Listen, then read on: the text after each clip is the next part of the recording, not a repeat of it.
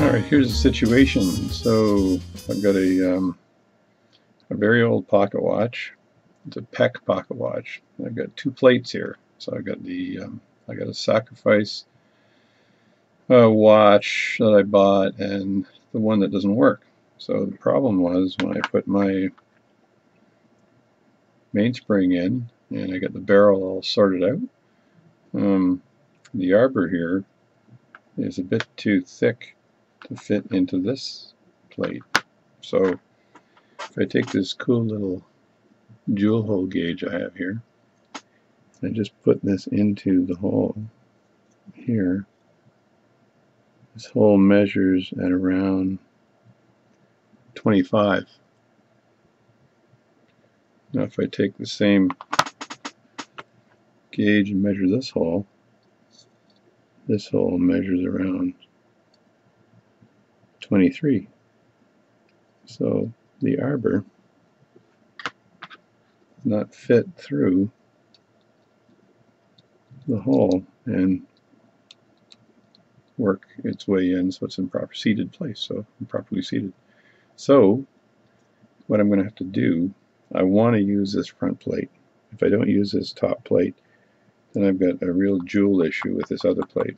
So if I had to, I could revert back, but then I've got a mix of different plates and different everything. So what I do is I want to increase this hole size to allow the arbor to fit through here. So it could cause other issues, but I'm going to try it anyway. And to do that, I'm going to use this face plate holder to hold the plate in place. I'll adjust this so this is exactly centered here, and I'll put this in my lathe, and I'll spin this, and I'll use a graver to widen that hole ever so slightly. So I'm going to set this up right now, and I'll be back. Really hate using the word basically, but basically the plate is in the right place now. It's centered. So this device here, this faceplate, doesn't have I can't remember what it's called, like a plunge or whatever that goes through the center. Some of them do. This one didn't have it. So I'm going to have to put this on a lathe and then make sure it's absolutely centered. So that's the next step. So this is phase 2 of my adventure here. So I've mounted the plate onto the base plate holder here, and I've mounted that into my Bowley lathe. I got a counter shaft on this lathe. It's quite a nice piece of work. And now I've got to center this. Now I'm just going to tell you, this is the first time I've ever done this. So I've got the tailstock in. I got to get this out of the way, but I got to make sure I don't have this go close to this here. Plus I don't want to lose a finger. Okay, this looks pretty dangerous. So what I'll do is, this is not centered. So what I'll do is I'll loosen these off just slightly until I can use the tailstock to center the piece. Right, and that should work. So they're just loosened off ever so slightly, like so. And then I can use the tailstock to basically move that forward like this and allow me to center it. Oh, I ran out of real estate here. Hang on. Let's see if that works. Yeah, I think just enough left here. Yeah.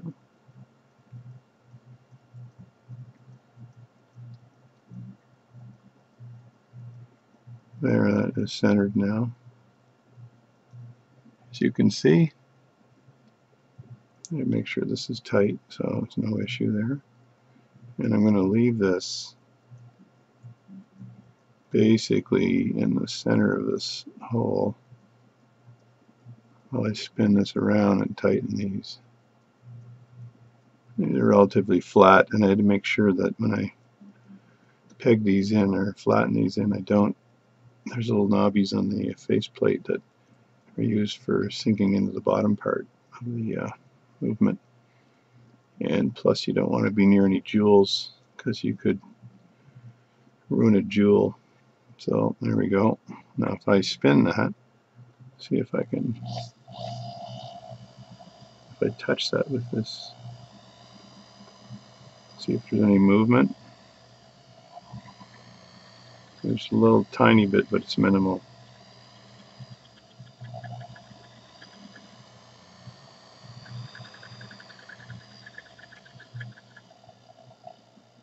So I think I'm good there.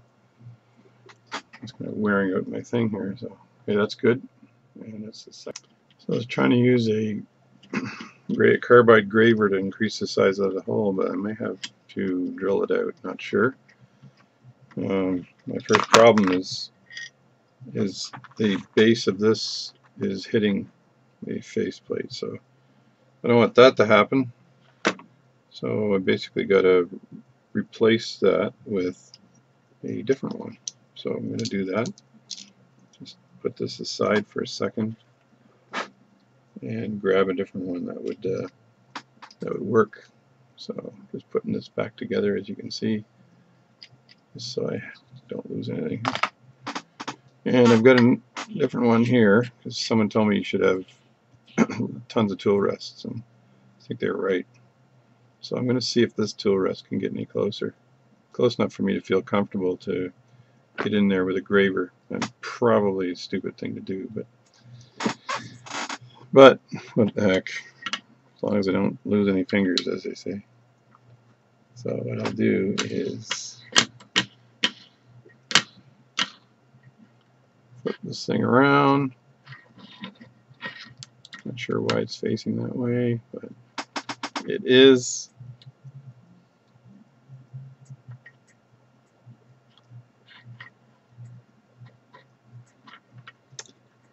Yeah, that's a lot better. It's a lot closer.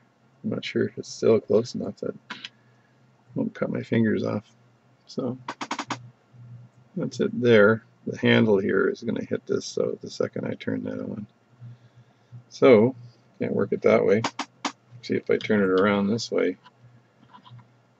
Can I get it back far enough to work on that hole? That is the question. Now, I could run the lathe backwards, I guess, and engrave it from the other side, but that would be difficult. Anyway, I'm going to see what I can do. I'm going to turn this around because this is unless I cross the belts. So I can't figure out how to do this because I'd have to drill a hole into the plate. That would be perfect, and I don't think I can engrave it out any deeper the way I'm thinking, because it'll cause a bit of a bevel in it when I do that. So the other option here is to actually take a bit of material off of the arbor itself. So spin the arbor and then engrave off just a bit of material to actually fit into this hole. So that's the other plan. So I think I'll try that. So this is a lot. Alright, I got me the right collet here for this. So I fitted the collet. You just sink it into the various, see if I get in there? Yeah, okay.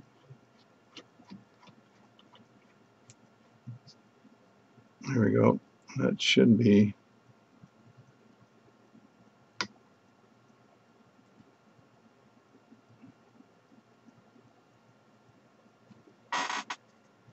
Alright, so that's tight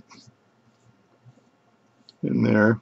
So the radius that I've got to work down is this one right here.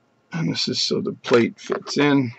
So if I ever take it from this side, I say no, it doesn't fit. That, or it actually goes in like this, it doesn't fit. From this side, I just take a bit of material off it and then see what happens. So trying to put the lathe back together, and I'll just cut out for now. I'm going to use the world's smallest carbide graver, and it's a 0.4 millimeters on the end, and it's flat. That's to take off the material. So let's see how well this works. I can see the part is not absolutely spinning around. It's close. It's hard to say. Let me just touch some material off it, see if this works.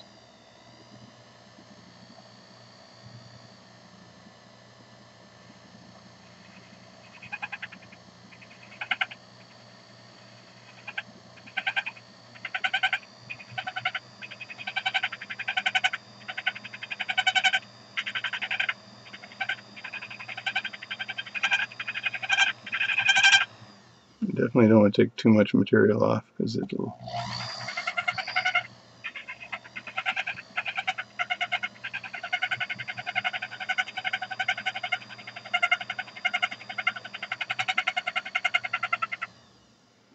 don't like that sound either. But I'll measure it now.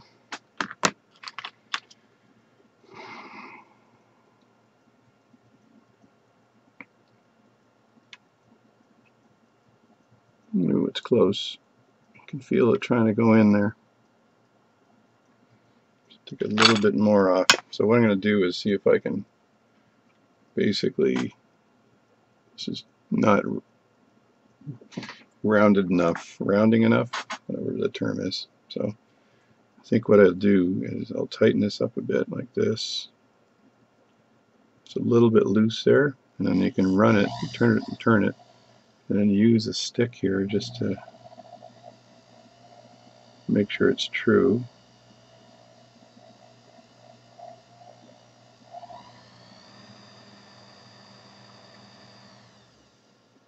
Kind of like that, and then tighten that up like this. And normally I'd sharpen the end of this thing here, but I'm just going to continue and finish this off.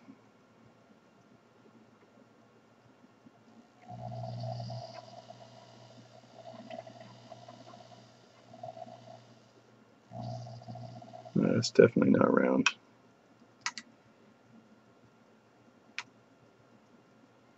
Just turn this a bit, tighten it again. My stick method didn't work.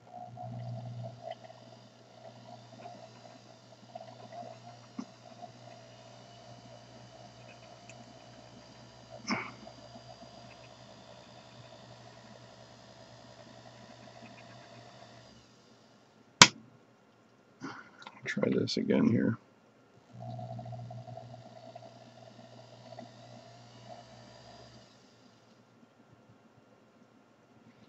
There's not a lot of material to grab. That's the problem when I'm trying to grab this with the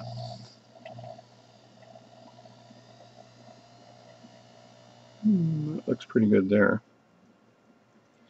Tighten that up. Try again. It's boring as hell to watch, I bet. I don't want it to be rounded. I want it to take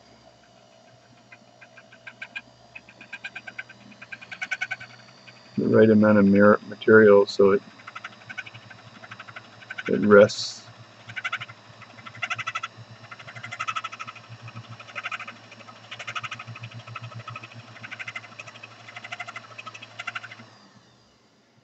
Let me try that.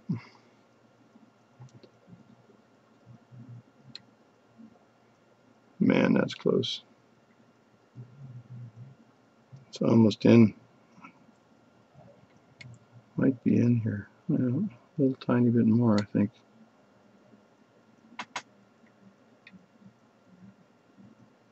No, it might be resting in there. Yeah, I think it's in. I think that's as far in as it goes, right there. So that's a perfect mate. Doesn't seem loose. I'm checking the end shake on it, and it seems like it moves nicely. So I think I've taken the right amount of material off.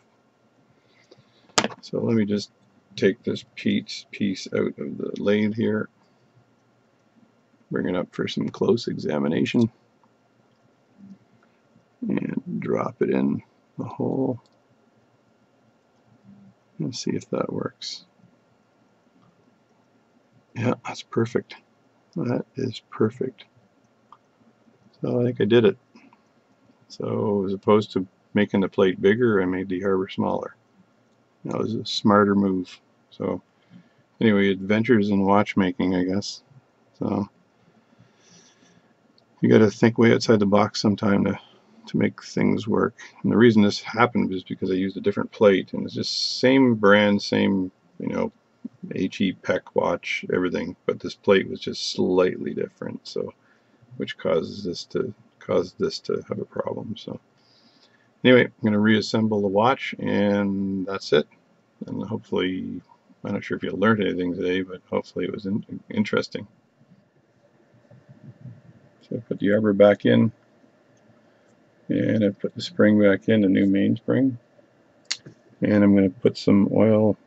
Actually, I oiled it already, so I'm not going to need any oil. But I'm going to line the, there's a groove right there from way back when someone was repairing this. I'm going to line that groove up with the top here so it doesn't interfere with putting the cap back on. See? Not just a good looking guy also. Brilliant! There we go. So that's good. Usually I take a pair of tweezers and make sure that's in good. Like that. And then if I get this movement over here, this is the one I was working on. And if you recall, I had to do some work to get this thing to fit properly, so I just place that back in like that. And then this here would go on top. Now I gotta line everything up, of course, but and the center wheel is not in yet, so I would put the center wheel in like so. I already oiled it all when I put it together the first time, so I don't want to re-oil it. So plus it's my watch, so not too concerned. So there, that's in place there, and that turns freely. Yep. And then when I put this on, this will fit on like this, and then this will turn freely inside here. So take me a little bit of, have to fart around with these pivots to get them into the jewel holes, but anyway, that's it. So I'll be able to reassemble this watch, and she's all done. Alright, there's the Peck Pocket watch. It's working like a charm. I've also timed it. It's I think plus 2 seconds a day. Just open it up here for you. So this is the one I've done all the work on, and I've managed to get it working again. And there we go, spinning around.